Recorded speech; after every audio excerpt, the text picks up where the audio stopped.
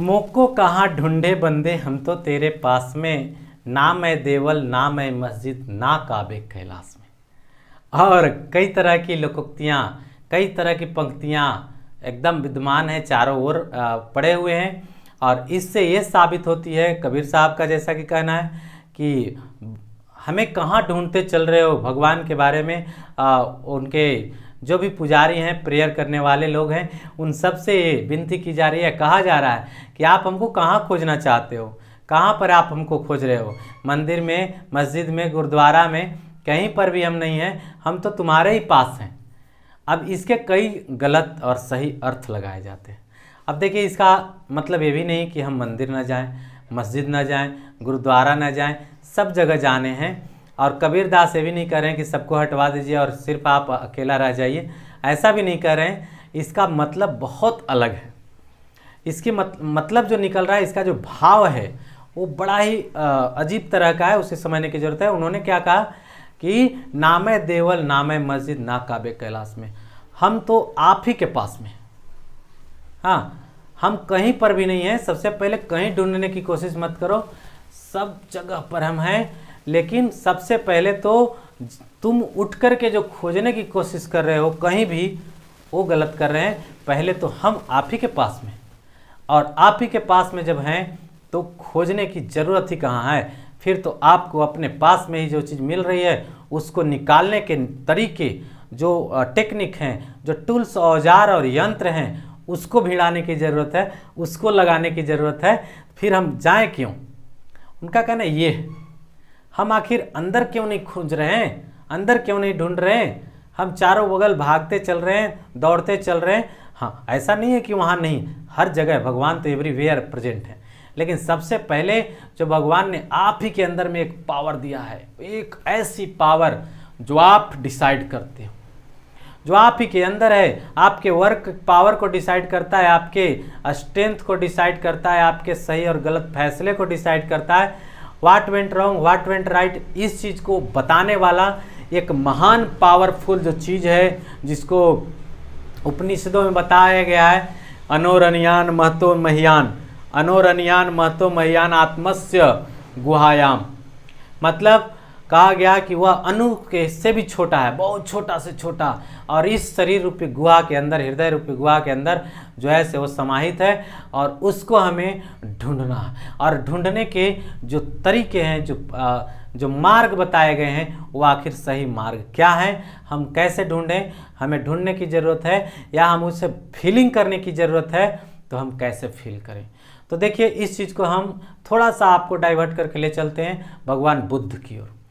भगवान बुद्ध घर से निकले और इसके बाद कई गुरुओं से संपर्क स्थापित करके हर चीज़ का साधना किया, हर चीज़ को सीखने का प्रयास किया, हर वो रास्ते ढूंढे, हर वो कार्य किया जिससे ये पता किया जा सकता है कि आखिर संसारिक मोह माया के जो जाल हैं और जो सत्य क्या है, रियलिटी क्या है, नेचर डिपेंड किस पर कर रही है, आखिर इस नेचर को बनाया किसने है और कैसे बनाया, उसका सही सेक्रेट रहस्य क्या है। आखिर भगवान बुद्ध के एक 3 चेलों का आप नाम सुने होंगे, जिसको लाफिंग बुद्धा के नाम से जाना गया। जब वो जान गया सेक्रेट, तो वह जब से सीखा तब से वो वो जीवन भर, पूरे जीवन भर हंसते ही रहा, हंसते ही रहा, हंसते ही रहा। आखिर इसके पीछे कुछ तो राज्य होगा। तो उस राज को, उस सेक्रेट को भगवान बुद्ध जब 6 वर्ष तक लगातार साधु संतों, महात्मा, ऋषि मुनियों आदि के पास रहे, और इसके बावजूद भी उनको फीलिंग ऐसा हो रहा था कि अभी तक लगता है कि कुछ भी हमें प्राप्त नहीं हुई, जो हम चाह रहे हैं, जो जानना चाह रहे हैं, वो चीज़ें तो अभी भी स्पष्ट नहीं हुई। तो उन चीज़ों को स्पष्ट करने के उपाय क्या है? तो उनको लगा कि ये चीज़ तो हमें अंदर से भी एक आवाज़ आती है, एक अंदर से भी साउंड आती है कि there is a option, there is a option, there is a option. इसके और भी उपाय हैं, इसके और भी तरीके, इसके कई सारे वे हैं, और वह वे सबसे बड़ी है, वह खुद के पास है। वो कहीं नहीं है, वो किसी पर्वत पहाड़ पर नहीं है, वो किसी जंगल और मैदान में नहीं है, वो खुद में है। और उसे प्राप्त करने के लिए शांत रहने की ज़रूरत है, एकांत में जाने की ज़रूरत है, एकदम बिल्कुल मतलब ऐसा हो जाने की ज़रूरत है जैसे आपको सब कुछ प्राप्त हो रहा है। अब इस चीज़ों को जब वो आभास किए, हालांकि उन्होंने बहुत सारी चीज़ों का त्याग किया है, मैं तो एक बार बताया भी हूँ, षड्दोषा पुरुषे ने हातव्या भूतिमिचताम निद्रा तंद्रा भय क्रोधा आलस्य दीर्घ सूत्रता, इन सभी दोषों को जो त्याग दिया है मनुष्य, वो ऐसे भी ऊपर की ओर बढ़ता चला जाएगा। उन्हें उन सभी चीज़ों का आभास हो जाएगा जो तत्व का है, जो सच्चाई है, जो धर्म पथ पर है, जो यथार्थ है और जो सात्विक है, जो नेचर से संबंध रखता है, जिसका जुड़ाव और जिसका लगाव नेचर से, एटमॉस्फेयर से है, गॉड से।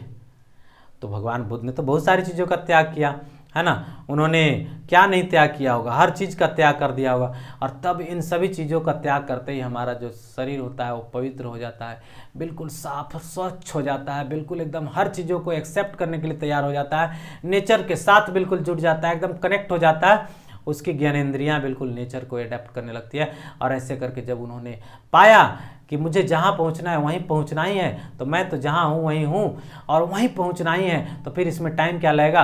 अतः उन्होंने अपना मौन साधन किया और वहीं पहुँचा जहाँ जरूरत थी। और इसके बाद जो उन्होंने पाया, लगातार उसमें भी तप तपस्या हुई, कई वर्ष उसमें भी बिताए, और इसके बाद जो है से उन्हें सारी चीज़ें का आभास ऑटोमेटिकली हो, यानी शांत मन, पीसफुल माइंड ना, सेक्रेट माइंड, चाहत वाली माइंड, नेचर से जुड़ा हुआ माइंड, हर चीज़ का त्याग किया हुआ माइंड अगर चाहे तो सभी चीज़ों को प्राप्त कर सकता है, गेन कर सकता है। स्वच्छता, शुद्धता, ऑनेस्टी, इन सभी चीज़ों की सबसे पहले और सख्त ज़रूरत है। तो फिर से हम आते हैं, अब हमने जो बात कही थी कि कहीं भी नहीं जाने की ज़रूरत है, हमारे अंदर ही वो चीज़ें हैं, तो इसको हम वन बाय वन आखिर कैसे करें, स्टेप क्या है। तो देखिए, कुछ हैबिट्स जो बताए जाते हैं, उस हैबिट्स को अपनाने के, जैसे हमें मान लीजिए कि पता करना है कि वह सूक्ष्मतम आत्मा, वह पावरफुल शक्ति आखिर कौन है जो हमारे ही अंदर बैठा है और हमें वो कितनी तरह से सहायता कर रही है। तो सबसे पहले ये प्रश्न एवरीडे हमारे मन में आनी चाहिए। एवरीडे इस चीज़ों को हम दोहराएं, एवरीडे हमारे मन में मनोइच्छा के रूप में जागृत होनी चाहिए कि आखिर वह कौन सी शक्ति है जो हमारे ही अंदर बैठती है और हमें ही डिसाइड करने के लिए, सही रास्ते पर चलने के लिए मार्गदर्शन करते रहती है। हम जो भी कुछ गलतियां करते हैं या सही करते हैं, जब सही करते हैं तो सपोर्ट करता है, और जैसे ही गलत करते हैं रिजेक्ट करता है। सही करते हैं सपोर्ट करता है, गलत करते हैं रिजेक्ट करता है। सही करते हैं सपोर्ट करता है, गलत करते हैं रिजेक्ट करता है। आप हो या धरती पर कोई भी मनुष्य हो, सबके साथ यही होता है। आखिर उस पावर, उस इटर्नल पावर में कुछ तो ताकत है, कुछ तो एडवांस है, और उसे समझने के लिए हम सबसे पहले रोज प्रश्न उत्तर इस पर रोज करेंगे और रोज ऑटोमेटिकली आंसर वो आते ही चला जाएगा। दूसरी, शांत रहने की ज़रूरत है, कुछ क्षणों तक, कुछ मिनट तक, कुछ घंटे तक एकांत में रहने की ज़रूरत है, और मन को थोड़े विचलित होने से बचाने की ज़रूरत है। और ऐसे भी कहा गया है, श्री कृष्ण भगवान कहें कि कुछ भी चीज़ें अभ्यास से प्राप्त की जा सकती है। अभ्यास करने से हर चीज़ों का आपको आदत आ सकता है, और वो हर चीज़ प्राप्त की जा सकती है जब हम उसकी चाहत करते हैं। हाँ, तो फिर हम लगातार अगर अभ्यास करते हैं, लगातार सीखने की कोशिश करते हैं, लगातार जानने की कोशिश करते हैं, तो ऑटोमेटिकली वो अंदर, चूँकि वो शक्ति है ना, वो कोई साधारण चीज़ है नहीं, वो आपको ही खुद बताने लग जाएगा। आपको जानने की कुछ ज़रूरत नहीं, किसी से पूछने की ज़रूरत नहीं, वो खुद बता देगा। खुद बता देगा जब हम शांत होंगे, जब हमारे अंदर जानने की जिज्ञासा होगी, तो उन सारी चीज़ों को, उन सारी सेक्रेट्स, रहस्यों को, फैक्ट्स को वो बता देगा। बस हमें बिल्कुल विश्वास और फेथ के साथ, पूरी 100% ऊर्जा के साथ ये विश्वास करना पड़ेगा कि ये चीज़ को हम जान लेंगे और वो चीज़ें खुद ही आपको बता देगी। मुझे जैसे पता चल रहा है वैसे सबको पता चल जाएगा, लेकिन हम जानने की कोशिश करेंगे तो। और उन सभी अवगुणों से हम बच सकते हैं जो भी हमारे आसपास में अवगुण भटक रहे हैं, जो हमें रास्ता से डाइवर्ट कर रहा है, उस चीज़ों से भी हम बच सकते हैं। तो ज़रूरत है इसे जानने की, पहचानने की। Thanks a lot to watching.